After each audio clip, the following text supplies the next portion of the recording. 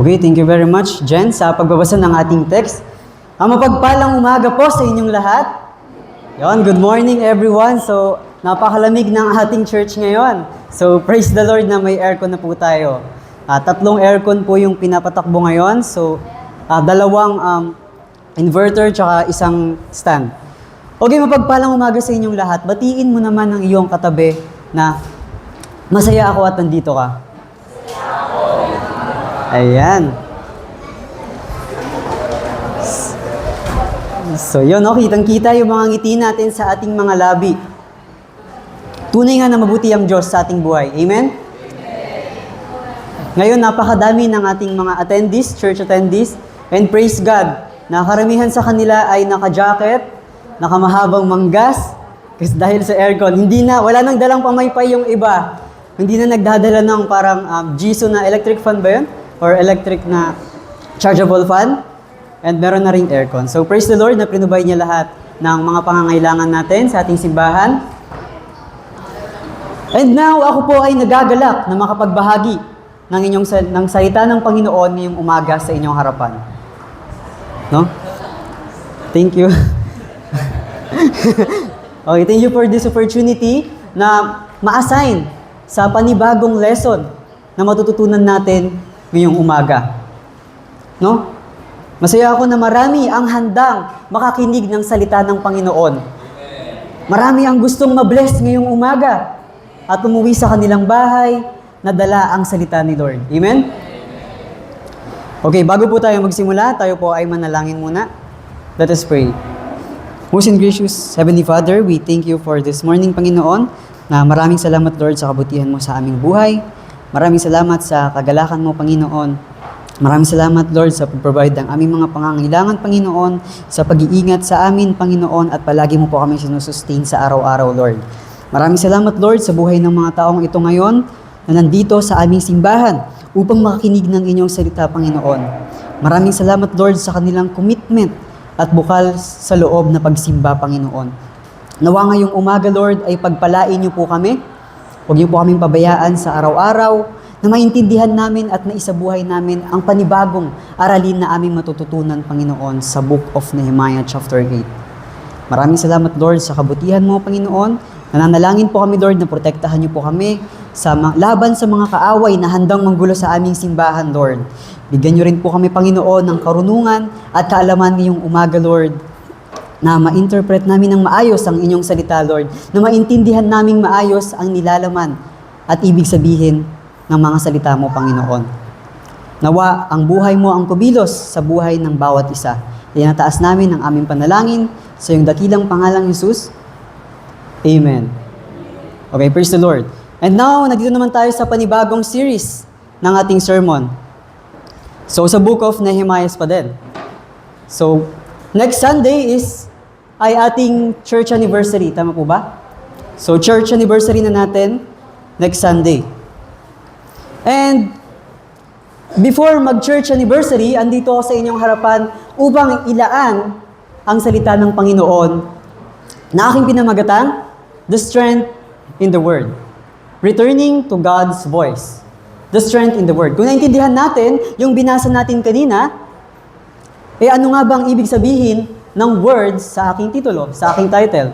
What is the meaning of word in the Hebrew word, davar?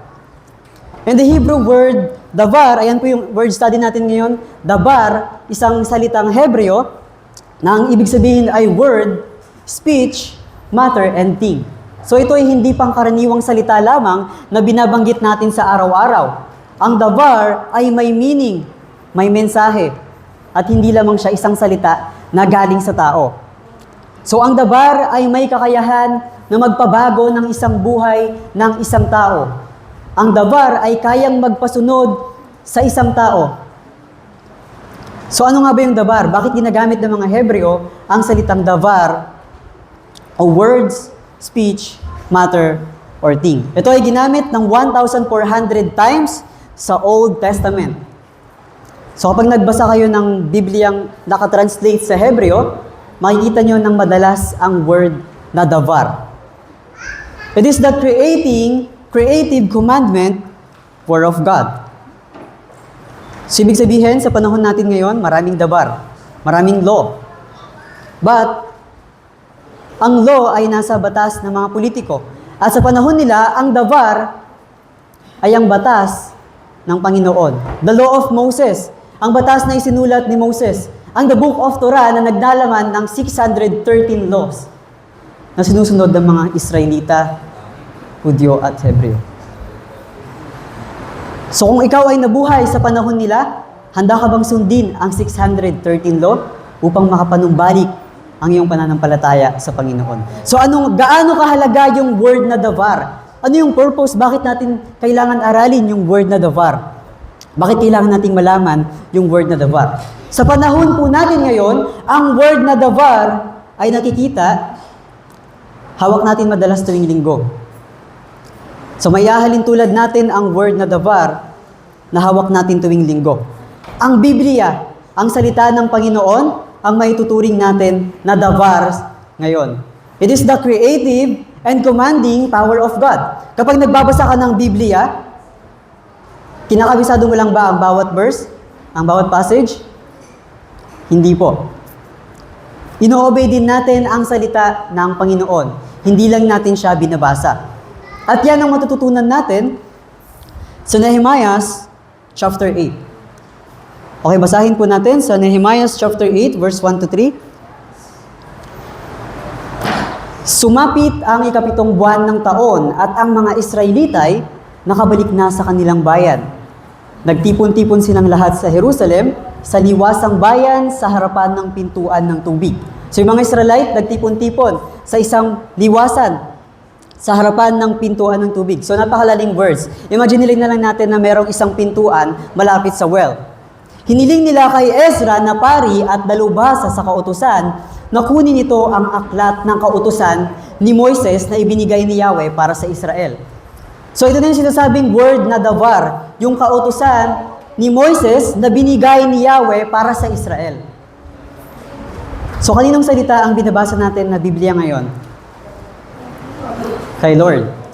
So katulad ng law ni Moses, ang binigay din ang law ni Moses ay ang salita din ni Lord. Galing kay Lord lahat ang salitang yon.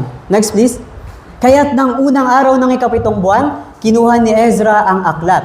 Dinala niya ito sa kapulungang binubuo ng mga lalaki, babae at mga batang may sapat ng gulang at pangunawa.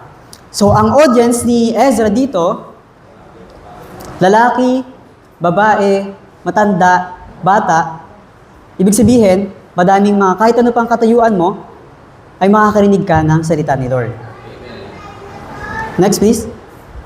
Mula sa pagsikat ng araw hanggang sa katanghaliang tapat, binasa niya ang kautusan sa harap ng mga taong natitipon sa liwasang bayan sa harap ng pintuan ng tubig. At ang lahat ay nakikinig ng mabuti. Amen? Praise the Lord. Kapag may pastor o isang guro na nagbabahagi ng salita ng Panginoon, karamihan natutulog tayo. Relate ako dyan. Natutulog sa sermon ni pastor, nag-cellphone, iniisip yung mga bayarin sa bahay kung ano-ano ang iniisip, kahit Sunday. Gayahin natin yung sa Book of Nehemiah. Ang mga Israelita ay nakikinig ng mabuti. Nakikinig ng mabuti sa salita ni Lord, no? Walang binanggit na sila ay inaantok, sila ay natutulog, nagpo-phone, wala nang phone noon. So lahat sila ay nakikinig ng mabuti. So ngayong umaga, tayo ay parang mga Israelita na makikinig ng salita ni Lord. Amen? Amen. So bakit natin kailangan makinig ng salita ni Lord? Kailan ka huling nagbuklat ng iyong Biblia maliban ngayong araw?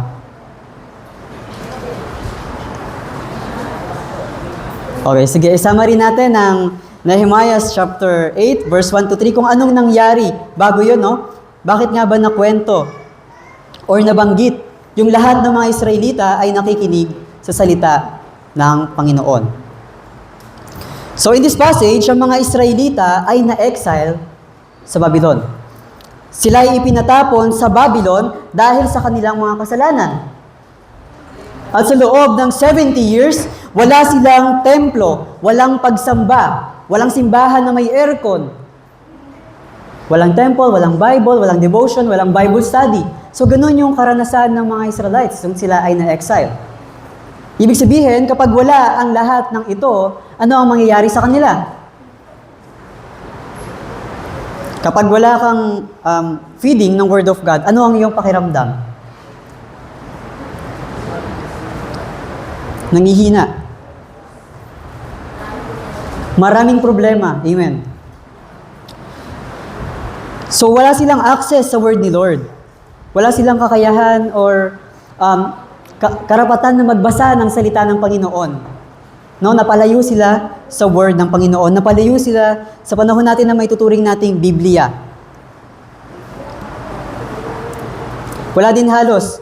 Lahat, wala sila. So, yung feeding ng kanilang Holy Spirit ay hindi napapakain. No? Wala silang feeding ng Word of God. So, ibig sabihin, malapit sila sa temptasyon, sa kasamaan, at ang pinaka matindi sa lahat, ay yung mawawala sila sa piling ng Panginoon. So, ganun yung experience ng mga Israelita. Walang access sa Word of God. Sa madaling salita, hindi sila nakakapagbasa ng Bible, hindi sila nakakapag-devotion. So may kwento ako last Friday.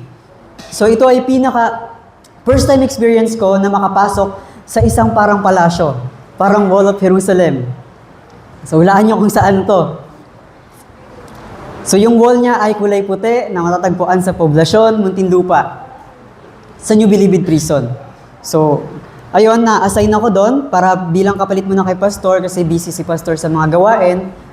Kasi bawal magpunta ang isang teacher na babae doon na walang kasamang lalaki. So ako muna po yung pinalit para may kasama siya kahit papano. So nagtuturo siya doon ng almost 19 years daw sa mga preso. So bago ako pumasok doon, sobrang curious ako. Hindi ako kinakabahan eh. Kasi excited ako makita kung ano yung meron.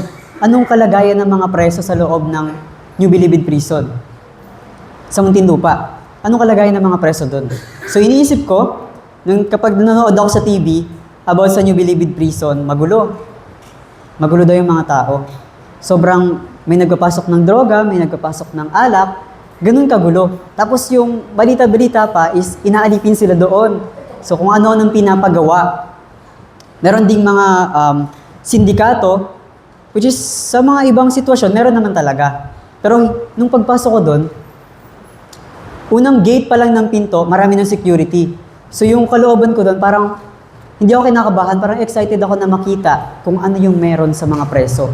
Kung gaano nila siniseryoso ang pag-aaral ng salita ni Lord. So, ang purpose ko pala ng pagpunta doon is para makikalibilo sa mga preso, makapagturo din ng salita ni Lord, makakinig ng salita ni Lord. Andito na. And then after ng pagpasok ko sa preso, nakalagpas na kami sa security. Andun na kami sa may gate. So kung siguro wala pang masyado nakapasok sa pinakakulungan ng New Bilibid Prison, no? Kasi sobrang doon, higpit. So pagpasok ko sa may New Bilibid Prison, ay kitang-kita ko yung mga naka-orange na damit. So kung ano-ano ba yung mga pinaggagawa nila, naghuhukay ng lupa, nagbibitbit ng bato, tapos may mga nakakulong sa sealed na kulungan, sisisitan ka na lang pag dumaan ka. Hi po, ganun-ganunin ka. Hello po, welcome sa New Bilibid Prison. Kapag nakakita sila ng civilian, parang sabik silang makakita ng tagalabas. And then pagpasok namin sa pangatlong gate, kung saan quarter 2, yung sinasabing quarter 2, iba yung buhay nila, hindi ganun kahirap. Yung buhay ng mga preso, hindi ganun kahirap. Para silang nasa isang barangay lang. May ahalin tulad ko nga yung buhay ng mga preso sa mga Bible school student. Hindi naman dahil nakakulong kami sa Bible school or dahil may ginawa kaming kasalanan, pero yung pamumuhay nila ay parang sa mga Bible school student. Bakit? Pag pumasok ka dun sa may gate, may kita mo yung halaman, napakaganda ng tubo. Nagyayabong yung mga tanim nila, may nagkikwentuhan, wala silang posas. Malaya lang sila dun sa loob ng compound. Meron pa silang 64 inches na TV. May tindahan pa sila doon. Punong-puno yung sari-sari store. Siguro design o ano. Wala namang nabili. Tapos, ang mahal. Times 3 daw yung presyo. So, nabigla ako. Preso ba to? Oh, Bible School, ma'am. Nagkikwento na kami ni Ma'am Sines noon. Gusto ko nang tanungin kay Ma'am Sines, ano pong meron dito? Ano po ba to? Ganun. Kasi, ang ganda ng paligid eh. Parang, masikip yung lugar nila ng tulugan. Masikip yung tirahan. Kasi nga siksikan sila doon. Napakarami ng nakakulong. Siguro ang 6,000 lang yung maximum na preso or inmate yung pwede doon. Pero sabi daw, nasa 30,000 na daw lahat. So, kahit pa paano, yung mga tao doon, nakangiti pa din. Masaya pa din sila. Isa sa mga pinaka nakita kong napakaganda, hindi yung mga halaman. Hindi lang yung mga taong, mga inmate na nagkikwentuhan. Pagdating ko sa dulo, meron ako nakitang mga simbahan.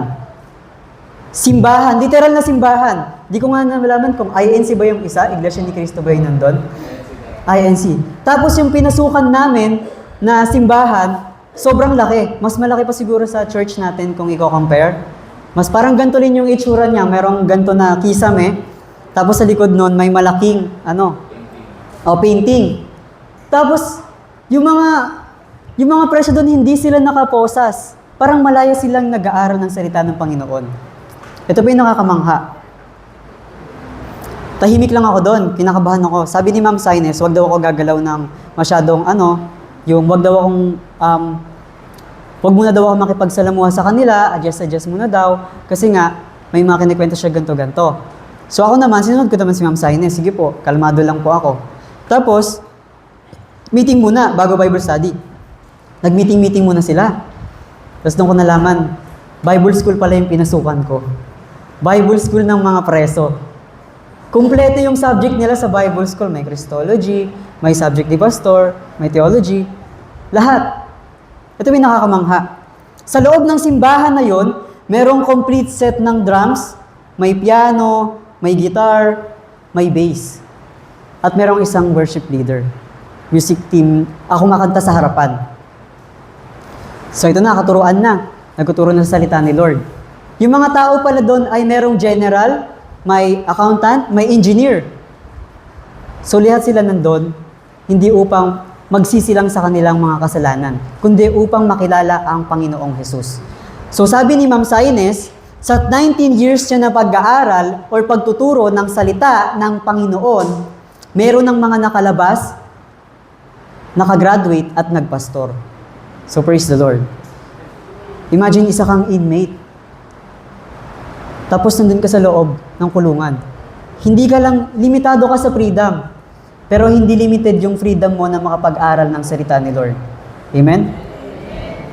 So napakahalaga ng salita ni Lord sa buhay ng isang tao.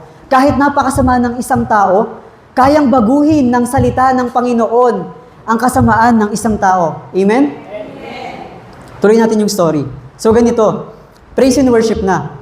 Yung kumakanta sa harapan ay napakaganda ng boses niya. Isa lang siya. So hindi ko alam yung background niya kung worship leader ba to nung siya ay nasa labas pa. Pero ang gaan sa loob kapag yung kantahan nila, lahat sila nag-worship. Napaka-powerful ng presence ni Lord na nararamdaman ko sa loob na imbis na kabahan ako sa loob kasama ang mga preso, natutuwa pa yung kalooban ko na makakita ng mga ganong tao na nagpupuri sa Panginoon. Parang hindi na nila gustong lumabas. Joke lang. Siyempre gusto nilang lumabas. Pero dahil nasa piling sila ni Lord, kahit saan sila magpunta, parang ayaw na nilang bumalik sa dating sila. So grabe yung word ng Panginoon. Ang nakakamangha, imbes na matakot pa ako sa dulo, mas kinabahan pa ako. Kasi word of God, nagtuturo na si Ma'am Sines, yung mga sumasagot, yung mga tanungan nila, pang theology. So ako natatahimik na lang dito. Grabe, mas alam pa nito yung pinag-aralan ko sa Bible School. Parang mas malalim pa yung napag-aralan nito. Tapos sa huli, doon na nakwento ni Ma'am Sines. Na yung iba doon, ilang taon na kung gaano katagal silang nakakulong, gaano din katagal yung pag-aaral nila sa salita ni Lord. Limited yung freedom, pero hindi limited yung freedom na makapag-aral ng salita ng Panginoon. And after that, may fellowship, may kainan. So praise God na may nagpo-provide ng kanilang food. At itong tao na to ay patuloy na nagpapagamit sa Panginoon. Hindi lamang pakainin ang kanilang pisikal na pangangatawan, kundi pakainin din ang spiritual nilang pangangatawan. So praise God. So sa mga Israelites, limited or walang access yung Word of God sa kanilang buhay. And kung ihahalin tulad naman natin sa mga inmates sa New Bilibid Prison, lahat sila doon, karamihan sa kanila doon ay may access sa Word of God. So sa huli, ang sabi sa akin nung malaki yung katawan, takot na ako, hinawakan niya ako sa balikat eh. Hinawakan niya ako dito. Nag-worship kami. Nakapigit lang ako pagkatapos ng prayer, hinawakan niya ako, sabi niya, "Huwag kang matakot sa amin." Hindi naman kami masama dito. Welcome ka sa amin. Sana makita ka pa namin next week. Ganun. So, ayun, sabi ko, hindi po ako nakabahan, sir. Ganun, ha? Siyempre, kinabahan ako, biglang may humawak sa balikat ko, nasa harap ako eh. Umupo nga ako sa gilid para wala akong katabi. Pero di ako natatakot sa kanila. Para lang maiwasan yung sinabi ni na communication, kasi adjust muna. Siyempre, kikilalanin ko muna yung mga tao doon kung totoo nga ba yung sinasabi. So yun na nga, nakipag-usap sa akin yung malaki yung katawan, wag daw ako matakot. Napakabait niya. Pag praise and worship, kinakamayan niya yung mga tao. Wini-welcome niya yung mga inmate. Nag-i-invite pa sila. Meron silang 2 invite ng Friday. So, winelcome nila sa church. Kompleto yung flow nila, no? May Word of God, una teaching, sunod preaching. So, parang may, ano man tawag dito? Yeah, mayroon muna silang katuruan about sa theology, malalim na katuruan. Pangalawa, preaching naman. So, si Ma'am Saines. So, sabi ng mga preso, sabi ni Ma'am Saines doon, si Ma'am Saines kasi strict siya sa mga sa pag-aaral ng salita ni Lord. So, sabi niya, pag may nagkikwentuhan, share niyo naman dito yung kwentuhan niyo, dito kayo sa harapan. So, ganun. So, ayaw niya nang may nagkikwentuhan kapag may nagpipreach siya. So, sabi nung malaki yung natatahimik yung natatahimik yung malalaki yung katawan, napapasunod niya sa pamamagitan ng salita ni Lord. Kahit sundalo ka pa, kahit engineer ka pa, basta kapag dating sa salita ni Lord, nagiging seryoso talaga sila. No? Pagdating ng katuruan, nagiging seryoso sila. Tutok yung pakikinig nila sa salita ng Panginoon. Napaka-strict. So yung katuruan, yung preaching ni Ma'am Saines ay umabot ng 12:15 p.m. So dapat 12 p.m. lang. So sabi ng iba doon, sabi niya, wala kasi si Pastor RJ. Parang ganun. Bubulong-bulong, naririnig ko yung katabi ko. So, sabi, anong oras kayo uuwi, boy? Sobrang yung oras. Kasi tama nga naman, 12:15 umabot yung preaching. Nag-start ka ng mga 11:30 siguro. Sana po hindi mo po mapanood, Ma'am Saines. Share lang po. And then, ayun na. So, after nun, may yung music team nila, yung kumakanta sa harapan, kilala niya rin si Pastor RJ. Sabi niya, paglabas niya daw ng kulungan, paglabas niya ng preso, mag-aaral siya sa isang Bible school at magpapasponsor siya kay Pastor RJ. So, amen. So, imagine yung preso, gustong maging pastor sa kasi nakakarinig siya ng mga salita ni Lord eh. Napaka-powerful ng presensya ni Lord, ng Word of God sa loob ng New Bilibid Prison.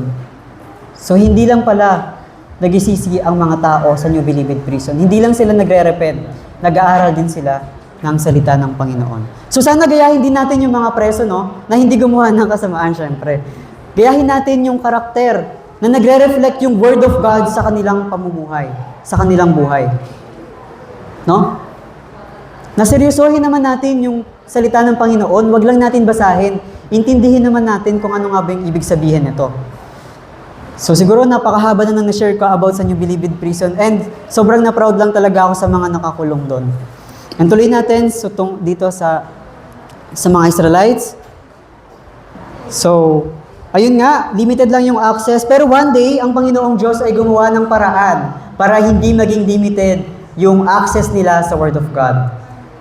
So kung sa New Bilibid Prison, gumawa ang Panginoon upang may makapagturo ng salita ng Panginoon. Para kahit papano, meron silang access sa salita ni Lord. So dito, gumawa ng paraan si Lord. Ginamit niya ang isang pari na nagngangalang si Ezra.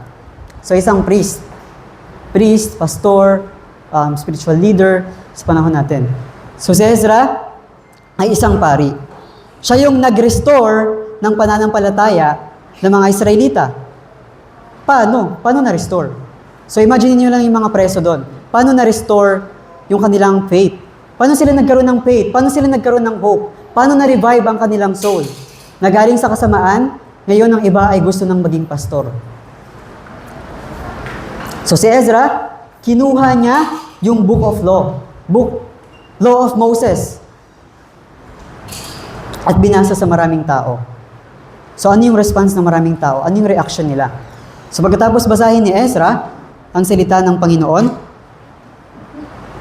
maraming nag-iyakan, pisikal, na-revive yung kanilang pisikal o emosyonal, at higit sa lahat, na-revive yung spiritual na kanilang buhay. So tunay nga na ang salita ng Panginoon ay nakakapag-revive, nakakapanumbalik ng ating kaluluwa. Ikaw, naramdaman mo na ba na ma-revive yung iyong soul kapag nagbabasa ka ng Bible? Anong nararamdaman mo kapag nagbabasa ka ng Biblia? Parang merong something na bumubuhay sa iyong kalooban. Parang may gustong magbago o mabago sa iyong pangatawan. Amen? Because the Word revives the soul. The Word revives the soul. So another Hebrew word, next please, shub. Correct my pronunciation if mali, but it is shub. Hebrew word. So panibagong Hebrew word na naman. What is the meaning of shub? Shub or shub? Tama po ba, mga pastor? Yes, shub. Okay, what is the meaning of shub?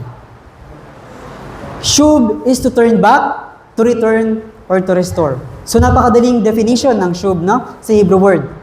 Para panumbalikin, para pabalikin, at para i-restore. God's words bring us back to life. So kapag may namatay, tapos nagbasa ng Biblia, yun, mabubuhay ba yung patay? So siguro mayroong mga possible na ganun, na maghimala ang Panginoon. Pero dito, sa shub, ay hindi ang pisikal na katawan natin ang namatay. O sa mga Israelites, kapag nawalan sila ng access, di ba, ano yung namatay sa kanila? Spiritual.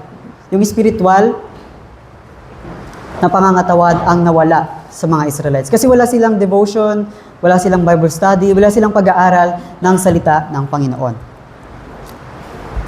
And also, it restores what was broken.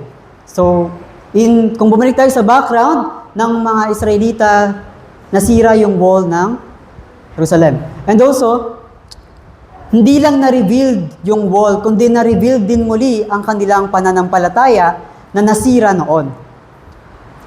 And, in the end, it returned us to our original design. So, dating may relasyon sa Panginoon, nawala, at sa pamamagitan ng kanyang salita, ito ay muling nagbalik. So as we can see sa mga Israelite in the book of Nehemiah, ang mga tao doon ay walang feeding ng Word of God. Walang access sa Word of God. And possible na most of the time, ang mga taong walang feeding sa Word of God ay prone sa kasamaan. Madaling madala ng temptasyon. Yung temptation ay nasa paligid lang natin. Minsan kapag tinignan mo ang iyong katabi, ay merong temptasyon na mangyayari sa ating isipan. Kapag nakakita ka ng malaking halaga, merong temptasyon na umiikot sa ating isipan. Pag may nakita kang 1 milyon sa kalsada, pupulutin, itatago o uwi sa bahay, ilalagay sa GCash. Para walang proof.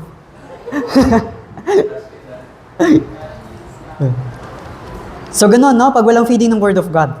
So malapit sa kasalanan, nakakalimot sa utos ni Lord. Hindi nakakapag-obey sa utos ng Panginoon. Ngunit sa pamamagitan ng salita ng Panginoon, sila'y muling nanumbalik. Sila'y muling nabuhay. Sila'y namatay at muling nabuhay sa pamamagitan ng Word of God. Sa huli, nagbalik ang kanilang pananampalataya at relasyon sa Panginoon sa pamamagitan ng pakikinig ng salita ng Diyos. Kapag nakikinig ka sa salita ni Lord, saan ito pumapasok?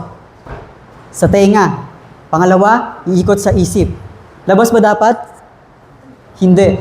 Panatilihin mo lang sa isip at hayaan mong umikot sa iyong kaisipan. At magnilay-nilay ka kung ganito pala yon Lord. So ano yung gagawin ko? Questionin mo yung sarili mo na ano yung dapat kong gawin, Lord? Na sinabi mo yung mensahe mo para sa akin sa pamamagitan ng salita mo. So again, from the word of shub, in the word Hebrew na shub, to return, to turn back, and to restore. So ngayon, balik sa pamamagitan ng salita ng Diyos na nagbibigay ng buhay sa ating mga pananampalataya. So yung soul natin ay pwede ring mamatay. At pwede rin itong mabuhay sa pamamagitan ng salita ni Lord. Upang muling magkaroon ng pananampalataya, purpose, at sa lahat ng ito ay dahil sa salita ni Lord. Amen? But ito na. Kung iniisip nyo ngayon na anong mangyayari kapag walang feedings ang ating Holy Spirit?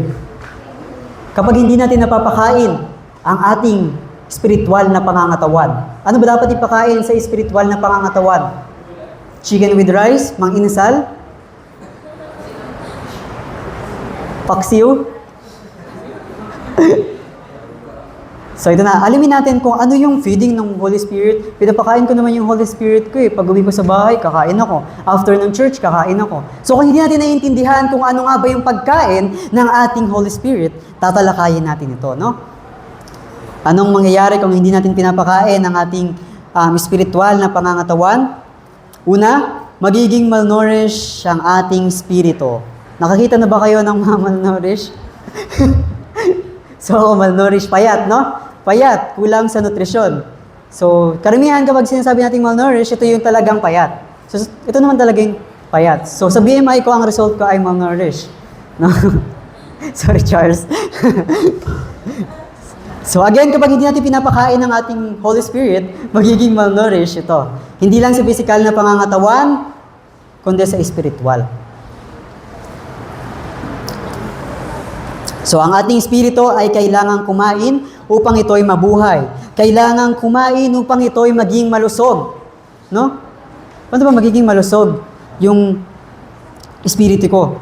Kung walang feeding ng Word of God, walang pagbabasa ng Word of God, manghihina ang iyong faith sa Panginoon.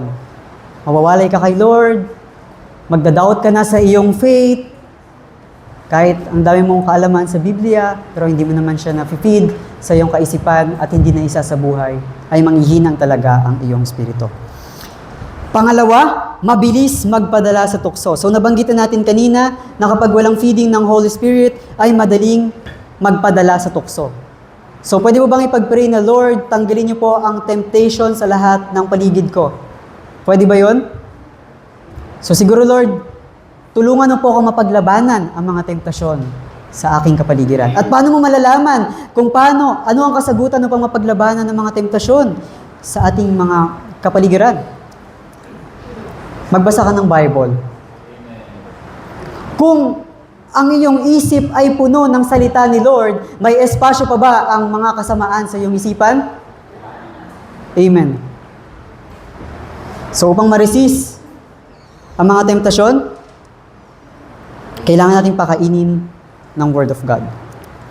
Pangatlo, kapag gutom ang ating spirito sa salita ni Lord, tuluyan nang mawawala ang faith natin sa Kanya, na mauuwi sa pagbabackslide natin sa simbahan at totally na pag-reject sa Panginoon.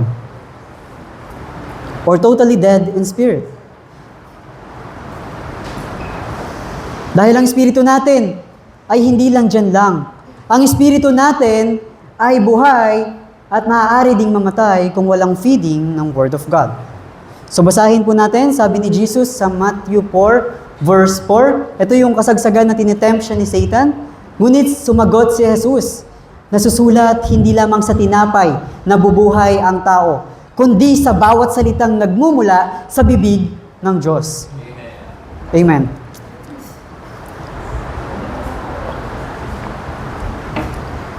So sinabi na ni Jesus, no?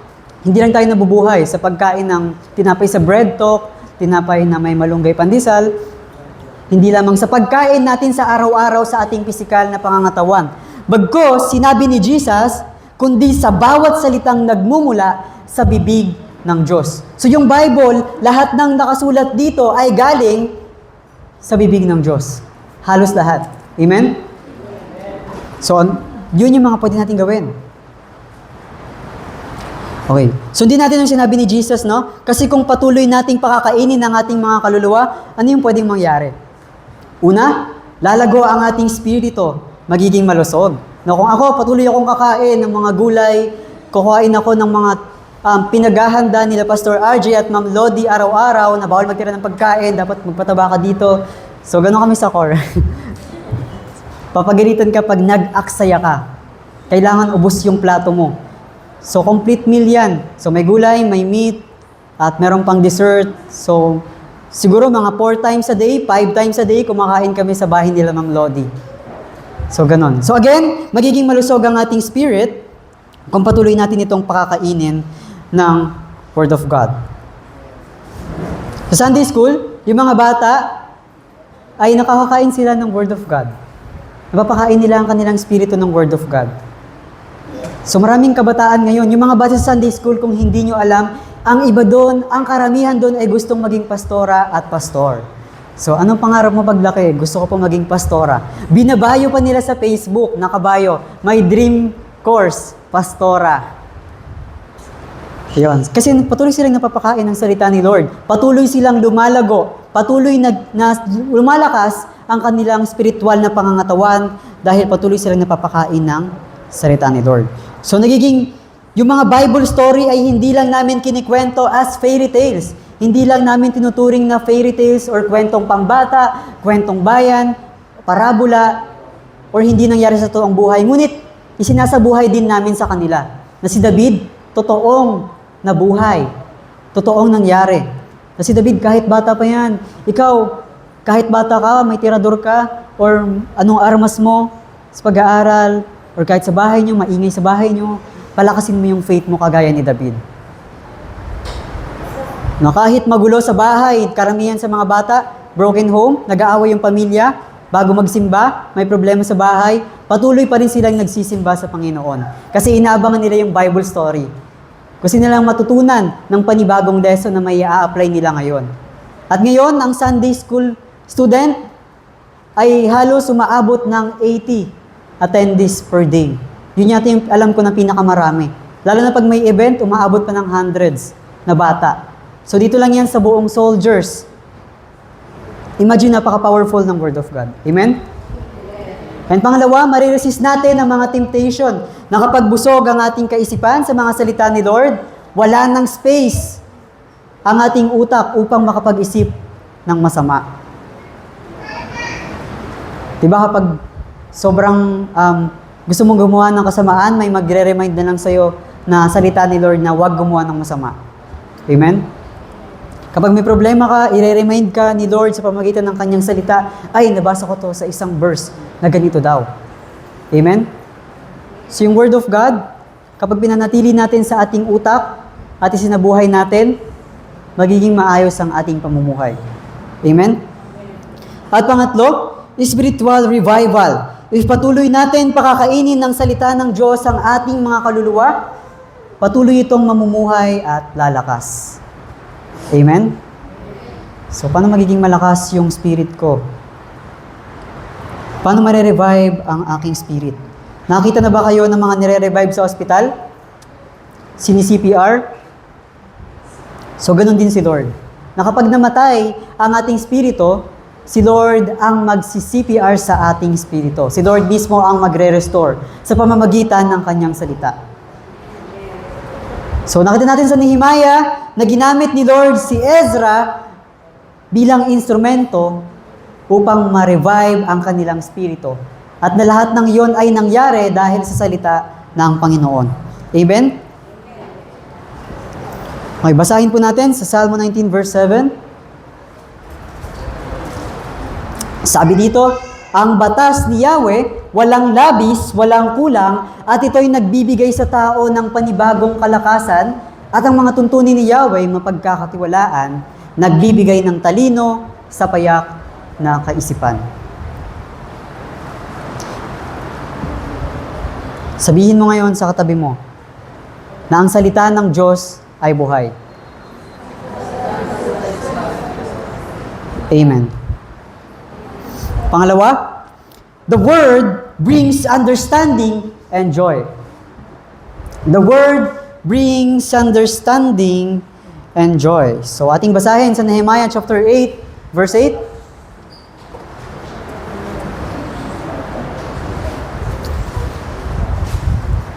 Binasa nila ang kautusan ng Diyos at isinali ito sa kanilang wika at ipinaliwanag ito upang maunawaan ng mga tao.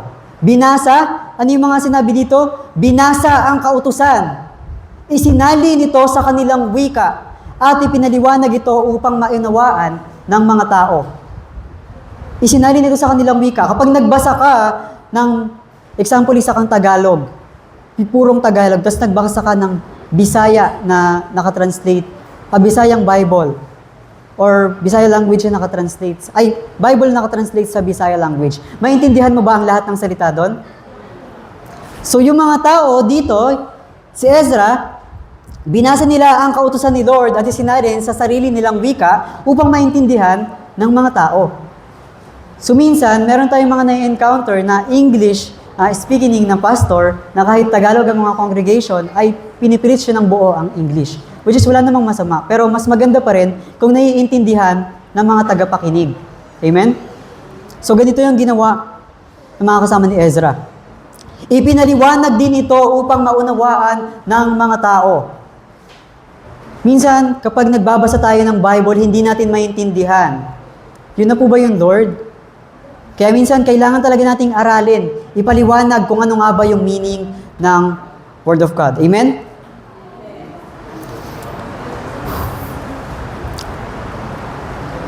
So, kapag nagbabasa tayo ng Bible, na-experience na ba yung senaryo na parang may boom sa ating mga kaisipan? Na parang, uy, kinakausap ako ni Lord. Na parang pag nagbabasa tayo ng Bible, may gustong ipaalam si Lord sa atin. No? May gustong ipaintindi sa atin ang Panginoon. Kapag malungkot tayo, yung solusyon natin, magbasa ng Biblia.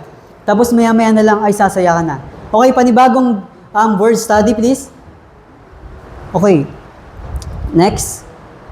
From the word study, bene, not just a head knowledge, but a heart revelation. To understand, to discern, and to perceive. To understand, upang ipaintindi, upang maintindihan. It is not just a head knowledge, but a heart revelation. Hindi lamang umiikot ang salita ni Lord sa iyong kaalaman, sa iyong mga knowledge sa Biblia, ngunit dapat isinasa puso mo din. Amen? So, ipaintindi natin ang salita ng Panginoon. Hindi lang dapat natin kabisado. So, think the difference between the word na alam ko at naintindihan ko. Anong ibig sabihin ng alam ko? Alam mo lang. Kabisado mo lang. Pero pag naintindihan mo, ay kaya mong isabuhay, kaya mong ipaliwanag, at kaya mong i-interpret sa madla. Amen? Remember na kapag ang salita ni Lord ay nangungusap sa atin, ibig sabihin may gustong i-reveal si Lord sa ating puso. Na meron tayong nagawang kamalian. Na kapag nagbabasa tayo ng Bible, minsan may gustong ipaturo sa atin ng Panginoon. May gustong ituro ang ating Panginoon. Amen? Masaya ba na makorek ni Lord sa pamamagitan ng pagbabasa ng Bible? Amen. Magpa-correct tayo kay Lord.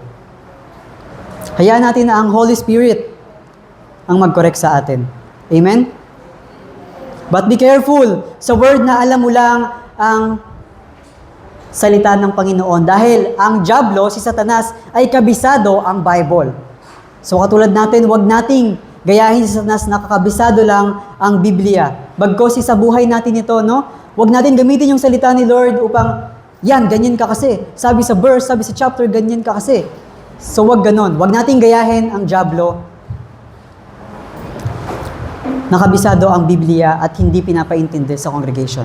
Dapat gamitin natin ang salita ni Lord upang makabuhay ng namatay na spirito. Amen? And also, hayaan natin si Holy Spirit ang kumilos sa ating mga isipan. Na maintindihan at may sabuhay ang salita ng Panginoon. So next, please. And for the last point, the Word reveals our worship. The Word reveals our worship. So nakita natin sa Nehemiah, na yung mga tao doon ay na-restore din ang kanilang pananampalataya at pagpupuri sa Panginoon. Nagkantahan, nagsayawan, nag-fellowship, at lahat na lang. At dahil yon sa pamamagitan ng pakikinig ng salita ng Panginoon. Ano yung alam natin kapag binanggit yung salitang worship? Ano yung pangkaraniwang pumapasok sa isipan natin?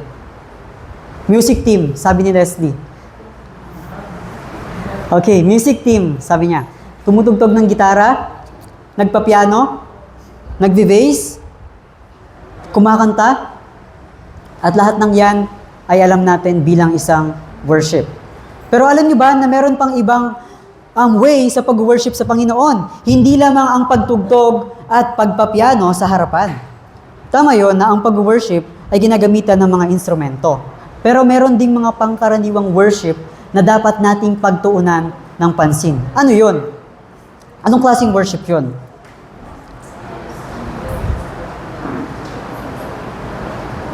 Pagbabasa ng Biblia, pag-intindi sa salita ni Lord. Isa sa mga best way ng pag-worship natin sa Panginoon na aralin at intindihin ang salita ni Lord. Sundin at isabuhay ang salita ng Panginoon. Amen? Sabihan mo ang iyong katabi na we are worshiper. Amen. Ang tunay na pagpupuri sa Panginoon ay may kalakip na understanding or pagkakaintindi sa Kanyang salita. At kapag naintindihan mo na ang salita ng Panginoong Diyos, may something na mare-revive at mare-restore sa iyo. At ayan ang tunay na worship. The center of our worship is the Word of God. Amen? Kapag nagbabasa tayo ng Bible, iniintindi natin ng Bible. Yan ang totoong worship, totoong pagpupuri. Amen? So when you obey, kapag sinunod mo ang salita ng Panginoon, nag-worship ka ba sa Kanya? Amen. So tulad ng mga Israelites, nag-celebrate sila, nag-worship dahil ina-acknowledge nila yung kabutihan ng Panginoon. And yung worship sa kanila ay hindi lang isang moment, isang celebration, or isang one-time event. Ngunit ginawa ito ng pang-araw-araw. So gayahin natin sila na hindi lamang tuwing linggo nag-worship sa Panginoon, bagkus araw-araw nating purihin ang ating Panginoon. Amen?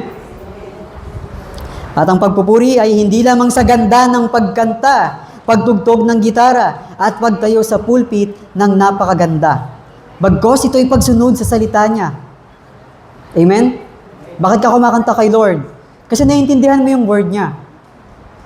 Kapag hindi mo naiintindihan yung Word of God, tapos kanta ka ng kanta dito sa harapan, binibigay mo yung best mo para sa mga tao, at kapag salita ni Lord, tulog ka, anong tawag sa'yo? Worshipper or entertainer?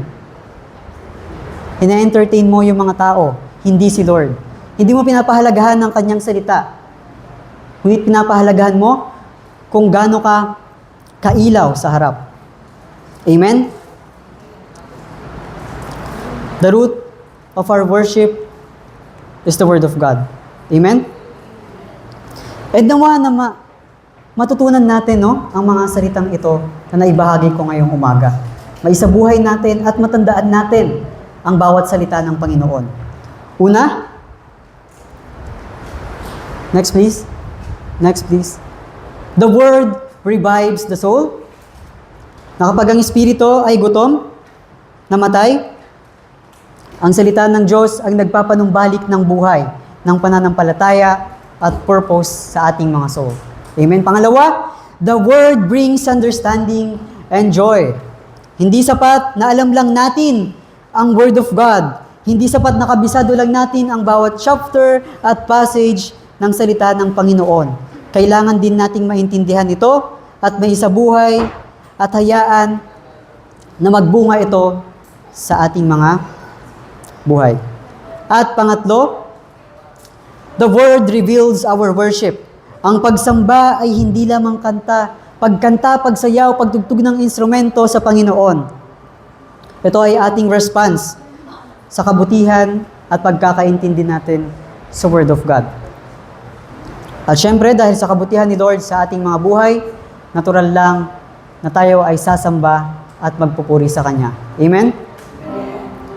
I hope na mamuhay tayo sa salita ng Panginoon at hayaan natin na ang salita ni Lord ang umikot sa ating buhay araw-araw. Huwag nating hayaan na makapasok ang kaaway na magkaroon ng espasyo sa ating kaisipan araw-araw. Gawin nating pundasyon ng Word of God upang tayo'y mabuhay bilang mananampalataya ni Kristo. Manalangin po tayong lahat. Dakilang Ama namin na nasa langit, pinupuri ka namin, Panginoon, at pinapasalamatan dahil sa kabutihan mo, Lord, ay na-restore kami sa pamamagitan ng inyong salita, Panginoon, na-revive ang aming mga kaluluwa, Panginoon. Na kami ay dating namatay, Panginoon, nalayo sa iyong piling, nawalan ng pananampalataya at nawalan ng lakas ang aming mga espiritu. Maraming salamat, Panginoon, na sa umagang ito ay na-restore ang aming mga kaluluwa, na nakakinig kami ng salita mo, Panginoon, na napakain mo muli kami, Panginoon, ng inyong salita. Maraming salamat, Lord, na kahit gutom ang aming sikmura, ay busog naman ito ngayon sa inyong salita. Maraming salamat, Lord, sa mga taong ito, Lord, na andito ngayon, Lord, na kumain at kumakain ng inyong salita, Panginoon, upang pakainin at palakasin, palusugin ang kanilang kaluluwa. Nawa, Panginoon, na sa pag-alis namin sa simbahang ito, patuloy niyo silang pagpalain, na ang pag-worship nila, Panginoon, ay hindi lang tuwing linggo o may okasyon sa simbahan. Hindi lang tuwing may ministry, Panginoon, na kanilang inaantidan. Kundi, Panginoon, na ipamuhay mo ito sa kanila araw-araw, na ang pagpupuri ay hindi lang tuwing linggo, Panginoon, pagkos ito'y nararapat na aming araw-arawin. Patuloy niyo po kaming samahan, ibigin at mahalin, Panginoon, na kahit kaming mga masasama, ay patuloy niyo kaming pinapatawad. Patawarin niyo po kami sa mga nagagawa naming kasalanan, Panginoon, at hayaan mo ang iyong salita ang naging pundasyon ng aming buhay. Pinapasalamatan ka namin, Lord, na dakila ka at itinataas namin ang aming mga panalangin sa iyong dakilang pangalang Jesus. Amen.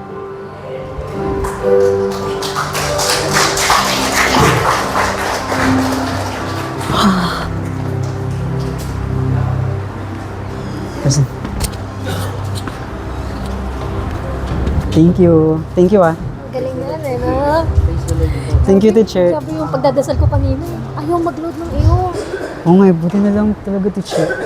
Thank you, ah. Thank you, teacher. Pa-improve na pa-improve. Amen, amen. Sabihin sa kapatid nyo, masaya. Praise the Lord. Grabe, kala ko di gaganing PowerPoint.